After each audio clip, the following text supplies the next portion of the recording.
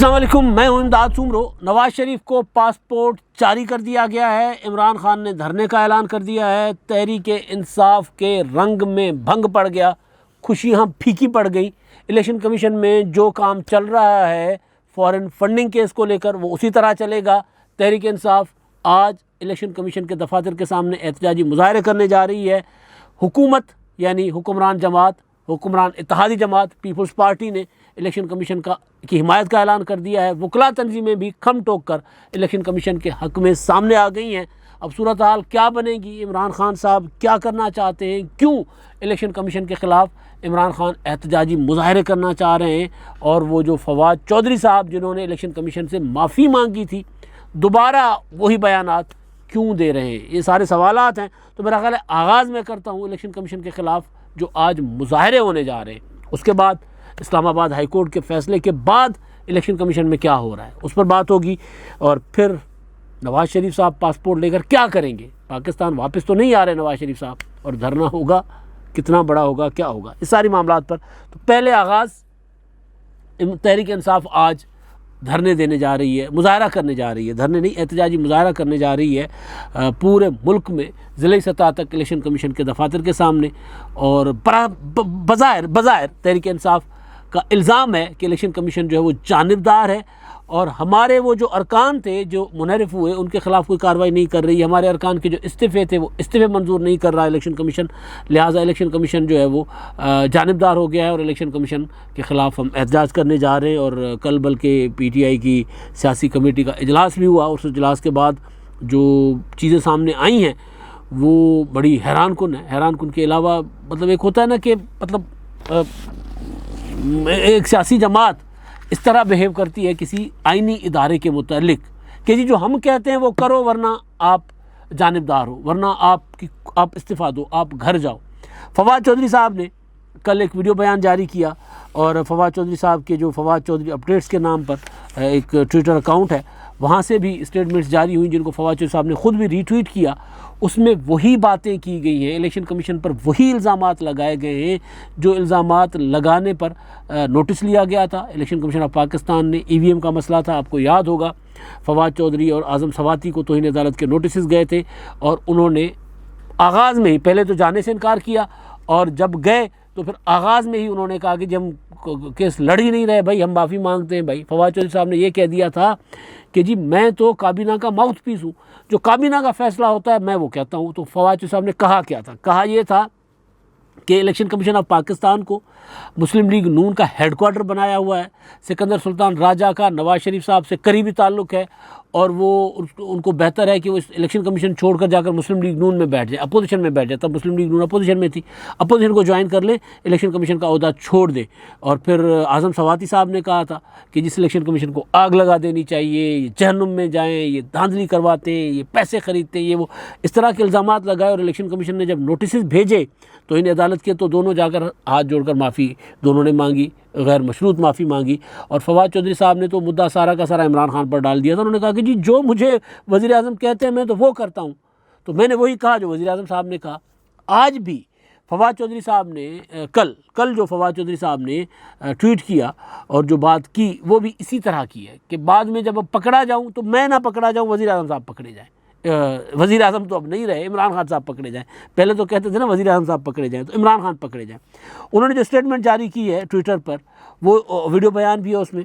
वो कहते हैं कि आज चेयरमैन की ज़ेर सदारत सियासी कमेटी के इजलास में चीफ इलेक्शन कमिश्नर के रवैये का जायज़ा लिया गया। चीफ इलेक्शन कमिश्नर के रवैये से लग रहा है कि नून लीग के कारकुन हैं चीफ इलेक्शन कमिश्नर। चीफ चाहते तो नून लीग में ओहदा ले लें। कल पूरा पाकिस्तान चीफ इलेक्शन कमिश्नर की जानिबदाराना रवैये पर एहतजाज करेगा। इलेक्शन कमीशन का किरदार ऐसा होना चाहिए कि पाकिस्तान के मफाद के मुताबिक हो। मुनहरिफ अरकान के ख़िलाफ़ रेफरेंस मिलने के बावजूद नोटिफिकेशन के इजरा में कमीशन क्यों ताख़ीर कर रहा है। कमीशन मुनहरिफ अरकान के ख़िलाफ़ फौरी नोटिफिकेशन जारी करे। फवाद चौधरी, ये पूरा का पूरा बयान था। अब इसमें जो इम्पोर्टेंट चीज़ है वो यही है जिस पर माफ़ी मांगी थी कि वो नून लीग के कारकुन हैं और उनको चाहिए कि नून लीग ज्वाइन करनी चाहिए, नून लीग में ओहदा लें। अब इमरान खान साहब ने ये काम शुरू किया हुआ है कि ज़ाहिर है मामला तो गड़बड़ है ना, मसला ये है कि इमरान खान साहब के फॉरेन फंडिंग केस में उनको पता चल गया हुआ है कि वो पकड़े जा रहे हैं, उनकी बचत कहीं नहीं है, तो लिहाजा आप इलेक्शन कमीशन को मुतनाज़ा बनाओ। मैंने आपको पिछले हफ्ते गुजारिश कर ली थी कि इमरान खान साहब जो हैं वो इलेक्शन कमीशन पर हमलावर होने जा रहे हैं। उन्होंने प्लान कर लिया हुआ था कि यार बचत का रास्ता ये धूल उड़ाओ, धूल उड़ाओ। अब वो चाह ये रहे हैं कि इलेक्शन कमीशन कोई नोटिस ले, कोई हमें तलब करे, ताकि हम कहें देखिए देखिए देखा देखा। हम कहते थे ना कि इलेक्शन कमीशन जो है वो जानिबदार है, इलेक्शन कमीशन जो है वो अपोजिशन हुकूमत का इलेक्शन कमीशन है। आज की हुकूमत है ना, कल अपोजिशन थी, उसका इलेक्शन कमीशन है। तो वो इस तरह एक पूरा का पूरा नैरेटिव बनाकर इलेक्शन कमीशन को मुतनाज़ा बना रहे हैं, ताकि जो सज़ा मिले भी तो वो सज़ा लगे कि वो मुतनाज़ा सज़ा है। अब मसला जो है वो मैंने पहले जैसे गुजारिश की कि क्यों इमरान खान साहब ये चाह रहे हैं। बुनियादी तौर पर फॉरेन फंडिंग केस जिसमें वो इस्लामाबाद हाई कोर्ट में भी गए, इस्लामाबाद हाई कोर्ट का फैसला आया कि जी 30 दिन वाली जो पाबंदी है वो नहीं होगी, 30 दिन के अंदर फैसला सुनाने पर का जो हुक्म था वो इस्लामाबाद हाई कोर्ट ने मुअत्तल कर दिया। अब उस पर उन्होंने डंडोरे खुशियाँ मनाई कि जी अब सबको एक साथ सुना जाएगा, सबकी को एक साथ लाइन में खड़ा करके फिर इंसाफ किया जाएगा। यानी पीटीआई, पीपल्स पार्टी, मुस्लिम लीग नून और 17 दीगर जमातें जिनके खिलाफ पीटीआई ने जवाबी एफआईआर दर्ज करवाई थी ना। पीटीआई के ऊपर तो उनके बानी रुकन हैं अकबर इस बाबर, वो चले गए थे फॉरेन फंडिंग केस में, तो पीटीआई जवाब में फिर चली गई जी। 7-8 साल तो मुसलसल इस मामले को इल्तवार लेती रही है, 7-8 साल से स्क्रूटनी चल रही थी। और इमरान खान साहब ने खुद कहा था 2021 में कि जी हम इसलिए इल्तवा ले रहे थे कि पुराने इलेक्शन कमिश्नर्स जो थे वो नवाज शरीफ के थे, मुस्लिम लीग नून के थे, हमारे ख़िलाफ़ थे, तो वो आज़ाद नहीं थे, वो न्यूट्रल एम्पायर नहीं थे। मैं तो सिकंदर सुल्तान राजा साहब को लेकर आया हूँ, ये एक अपराइट किस्म के आदमी हैं, न्यूट्रल एम्पायर है, हीरे हैं, तो अब ये आ गए हैं तो अब हम इल्तवा नहीं लेंगे, अब हम चाहते हैं कि फ़ैसला हो जाए। ये खुद कहा था इमरान खान साहब ने। तो जब वो 7-8 साल से चलता आया केस जो है वो सिकंदर सुल्तान राजा साहब ने स्पीड अप किया तो अदालतों में चले गए। जब इनको नज़र आया कि नहीं यार ये तो हमारे सारे कच्चे चिट्ठे खुल रहे हैं, सारी चीज़ें सामने आ रही हैं, तो फिर ये इल्तवा यहाँ से इल्तवा नहीं मिल रहा था तो अदालतों में चले गए। अदालतों से इल्तवा नहीं मिला, इस्लामाबाद हाई कोर्ट ने कह दिया कि जी 30 दिन में आप फैसला सुनाएं, तो उसके अगेंस्ट इंट्रा कोर्ट अपील दायर कर दी। तो इंट्रा कोर्ट अपील में वो फैसला मुअत्तल हुआ कि जी 30 दिन में वाला फैसला जो है वो ठीक नहीं है आप, और बाकी इलेक्शन कमीशन को रोका नहीं गया या इलेक्शन कमीशन को ये पाबंद नहीं किया गया कि सबका एक साथ सुनो। मेरी इलेक्शन कमीशन में बात हुई कल अपने सोर्सेज से, तो वो ये बता रहे थे कि जी इलेक्शन कमीशन का जो फैसला उन्होंने सुना है, क्योंकि तहरीरी फैसला अभी उनको मिला नहीं है, लेकिन उसके मुताबिक तो कोई उनको अव्वल तो कह रहे हैं कि जी हम एक आइनी बॉडी है, हम अपना काम कर सकते हैं, हमें उस तरह हमारी जो हेयरिंग्स हैं वो तो असरअंदाज कोई अदालती फ़ैसला हमें नहीं कर सकता, लेकिन अगर अदालत का कोई फ़ैसला आ जाएगा तो उसका जायज़ा लिया जाएगा। लेकिन जो फ़ैसला आया है उसके मुताबिक हमें कोई ये नहीं है कि हम कोई जो समाअत है रुकेगी। आपको याद होगा मैंने जब ये 30 दिन के फैसले 30 दिन के अंदर फ़ैसला देने का जो हुक्म आया था इलेक्शन कमीशन को इस्लामाबाद हाई कोर्ट की तरफ से, उस दिन जब मैंने व्लॉग किया था तब भी मैंने इलेक्शन कमीशन के सोर्सेज को कोट करके गुजारिश की थी कि इलेक्शन कमीशन के सोर्सेज कह रहे हैं कि हम तो तकरीबन कंक्लूड कर चुके हुए हैं, सारे दलाइल हो गए, पीटीआई के वकला के दलाइल बाकी हैं, तो चंद हफ्तों में दलाइल उनके हो जाएंगे और उसके बाद हम अपना फ़ैसला देने की पोजीशन में हो जाएंगे। तो लिहाजा अगर इस्लामाबाद हाई कोर्ट ये फ़ैसला ना भी देता, वो अब मेरा व्लॉग पड़ा हुआ है, इस्लामाबाद हाई कोर्ट अगर फ़ैसला ना भी देती तब भी हम 30 दिन से पहले अपना इस पोजीशन में हैं कि केस वहाँ उस नहज पर पहुँच चुका हुआ है, उस मरहले पर पहुँच चुका हुआ है कि हम उसका फ़ैसला सुना दें। तो लिहाजा इस्लामाबाद हाई कोर्ट ने फ़ैसला दे दिया है, ठीक है, ना भी देते तो हम अपना ये काम उसी तरह कर रहे थे, बहुत स्पीड अप कर रहे थे और हफ्ते में 2-3 दिन की हमारी हेयरिंग्स चल रही थी। तो अब इलेक्शन कमीशन को जो इस्लामाबाद हाई कोर्ट के फ़ैसले की बुनियाद पर वो जो पीटीआई वाले नाच रहे थे कि जी हमारे हक़ में फ़ैसला आ गया, हमारे हक़ में फ़ैसला आ गया, ऐसा इलेक्शन कमीशन के सोर्सेज कह रहे हैं कि ऐसा नहीं है। फ़ैसला आ जाएगा, फ़ैसला सामने आएगा, जब उनके पहुँचेगा उन तक, तो फिर वो कह रहे हैं कि हम देखेंगे। लेकिन जो मीडिया पर चल रहा है, जो शॉर्ट ऑर्डर उन्होंने समझा है, उसके मुताबिक तो ऐसा कुछ नहीं है। हमारे जो कार्रवाई चल रही है इलेक्शन कमीशन में फॉरेन फंडिंग केस पर, उस पर यह फ़ैसला असरअंदाज नहीं हो रहा जो chief justice Islamabad high court ने दिया इंट्रा कोर्ट अपील में। तो पीटीआई वाले जो भंगड़े डाल रहे थे, जो खुशियाँ मना रहे थे, वो उनके रंग में पड़ गया भंग। फ़ैसला इसी तरह होगा। अब 27 को, कल से 27, 28, 29 को तो समाअत चलनी है, वो तो होनी है, तो उसमें पता चल जाएगा कि जी कितना फ़ैसला असरअंदाज हो रहा है उस पर, इमरान खान साहब पर। अच्छा, अब मसला जो था पीटीआई का इलेक्शन कमीशन पर इल्ज़ामात आयद करने का, तो उसमें बिलावल भुट्टो ज़रदारी साहब ने तो साफ अल्फाज में कह दिया है वो वफाकी वज़ीर बनने वाले वफाकी वज़ीर हैं, वो वज़ीर ख़ारजा मुतवक्का क्या अब तो फ़ैसला हो चुका हुआ है, कल वो भी हलफ उठा लेंगे, बिलावल भुट्टो ज़रदारी साहब भी। तो उन्होंने कहा है कि जी इमरान खान साहब फ़ॉरेन फंडिंग केस से बचने के लिए ब्लैकमेलिंग कर रहे हैं। वो ये चाह रहे हैं कि जी मुझे क्यों नहीं बचाया। नवाज शरीफ साहब ने कहा था ना मुझे क्यों निकाला, तो बिलावल कह रहे हैं कि जी इमरान खान साहब कह रहे हैं कि जी मुझे क्यों नहीं बचाया। वो इस मुहिम पर चले हुए हैं और इसी वजह से इलेक्शन कमीशन पर मुसलसल हमलावर हैं और इलेक्शन कमीशन अपना काम कर रहा है। हम इलेक्शन कमीशन के साथ हैं, सताइश करते हैं आइन और कानून की। वो इलेक्शन कमीशन जो है वो बालादस्ती पर खड़ा हुआ है और हम इलेक्शन कमीशन के साथ खड़े हुए हैं। यही बात पाकिस्तान के जो वकला तंजीमें हैं, सुप्रीम कोर्ट बार एसोसिएशन है, उसके अलावा Lahore high court bar, Pakistan बार काउंसिल्स और दीगर तंजीमों ने एहसन भून की क़यादत में मुश्तरका प्रेस कॉन्फ्रेंस की। उसमें भी उन्होंने इलेक्शन कमीशन ऑफ पाकिस्तान के साथ अपना खड़े होने का ऐलान किया है कि जब इलेक्शन कमीशन ऑफ पाकिस्तान के साथ खड़े हैं और पीटीआई को, इमरान खान को इलेक्शन कमीशन पर किसी भी किस्म का दबाव डालने की जो है वो नहीं देंगे इजाज़त कि वो दबाव डालें। और अदालतों के फ़ैसलों पर तनकीद होती है, अदालतों के ऊपर हमले नहीं होते, अदालतों के ऊपर तनकीद नहीं होती। ये उधर से जो वकला तंजीमें हैं वो भी खड़ी होगी इलेक्शन कमीशन के साथ। अब दूसरा मामला जो था धरने का इमरान खान साहब का, मैं उस पर आता हूँ। और उसमें जो धरना जो इमरान खान साहब ने देने का फ़ैसला किया है, जो उन्होंने जारी किया है, अपना वीडियो बयान जारी किया है, उसमें चंद रोज़ से लाहौर का जो जलसा था उसमें भी इमरान खान साहब ने कहा था कि जी तैयार होना, मैं कॉल दूंगा इस्लामाबाद की तरफ और इस्लामाबाद हम चलेंगे और तब तक हम तहरीक जारी रखेंगे जब तक हमें इलेक्शन नहीं मिल जाता, इलेक्शन करवाने पर मजबूर नहीं करते इस हुकूमत को। अब इमरान खान साहब ने वाज़े अल्फाज में, तब वो धरने की बात नहीं कर रहे थे, मैंने आपको ये खबर दी थी कि इमरान खान साहब का प्लान है पूरा मुल्क बंद करने का। तो अब वो कह रहे हैं कि मैं चंद हफ्तों में आपको कॉल दूंगा और उसके बाद हम इस्लामाबाद चलेंगे, इस्लामाबाद जाकर बैठ जाएंगे और तब तक बैठे रहेंगे जब तक इलेक्शन नहीं होते, यानी धरना देंगे। अब सवाल ये है, मैंने पहले भी ये सवाल उठाया था, सवाल ये है कि जब 14 अगस्त 2014 को इमरान खान साहब लाहौर से निकल रहे थे तो उनके साथ ताहिरुल कादरी साहब भी निकले थे और सबको पता है कि वो कौन उनको ड्राइव करके लेकर जा रहा था। ड्राइविंग सीट पर वो कौन था जो नज़र नहीं आ रहा था, वो कौन था जो फंड दे रहा था, वो कौन था जो इमरान खान साहब के इस धरने को मैनेज कर रहा था, वो कौन था को लोगों को भर भर कर धरने में लाकर बिठा रहा था। वो कुछ और कुव्वतें थी। तो तब तो इमरान खान साहब ने धरना दे दिया था, लेकिन वो धरना भी जब इस्लामाबाद से ताहिरुल कादरी साहब उठ गए थे धरने से तो उसके बाद वो फीका पड़ गया था। फिर इमरान खान साहब को 16 दिसंबर का जो सान्या हुआ था APS का, उस APS के सान्हे ने उनको फेस सेविंग दे दी थी। उन्होंने कहा चलें जितना बड़ा सान्या हो गया तो मैं धरना ख़त्म कर रहा हूँ। हालांकि इमरान खान साहब का धरना नाकाम हो चुका हुआ था, उनको इजाज़त दे दी गई थी कि जी बैठें आप। चौधरी निसार अली खान साहब ने फैसिलिटेट किया था, प्रॉपर वज़ीर दाखिला होने के बावजूद इमरान खान को फैसिलिटेट करके लाकर बिठाया था D चौक पर और अपना पुलिस को निहत्ता कर दिया था। आपको याद होगा SP जूने जो थे वो जो वहाँ पहुँचे थे तो उनको PTI और अवामी तहरीक के कारकुनों ने इतना तशद्दुद किया था कि वो कई महीनों तक हॉस्पिटलाइज था, उसका सर फाड़ दिया था और उसको फुटबॉल की तरह वहाँ पर D चौक पर उन्होंने उसके साथ टॉर्चर किया था, खेले थे उसके साथ। तो वो और मामला था। उस वक्त चौधरी निसार अली खान साहब भी इमरान खान साहब के साथ मिले हुए थे, जिसकी वजह से नवाज शरीफ से उनकी दूरी हुई, ये मुस्लिम लीग नून वालों का इल्ज़ाम है।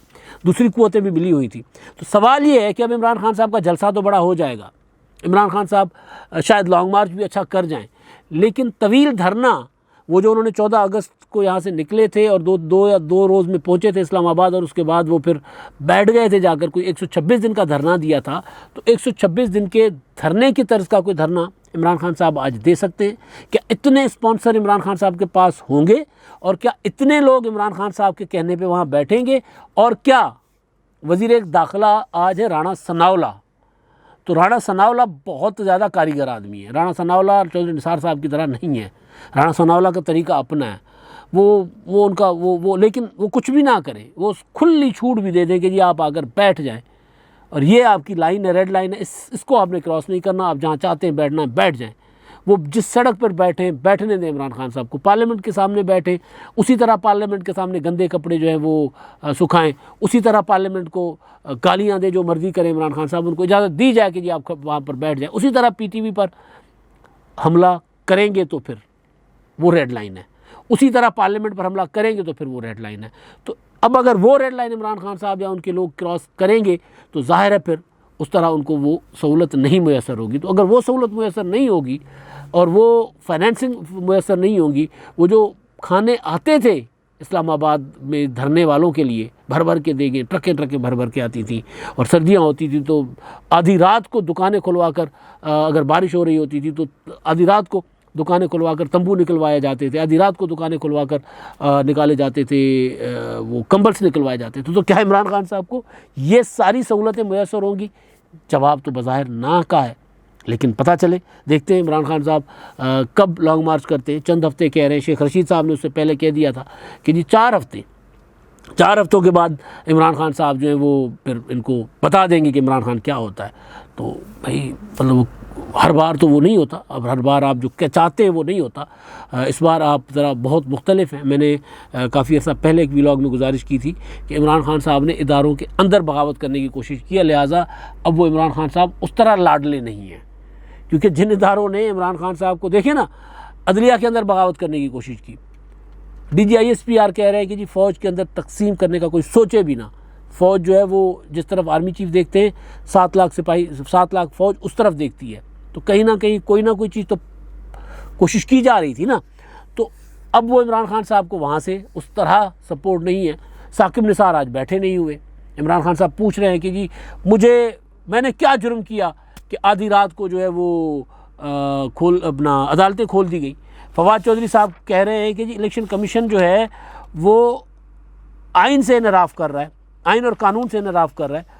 वो भाई आइन और कानून से इनराफ़ करना तो वो जो लाहौर में हो रहा है वो हो रहा है।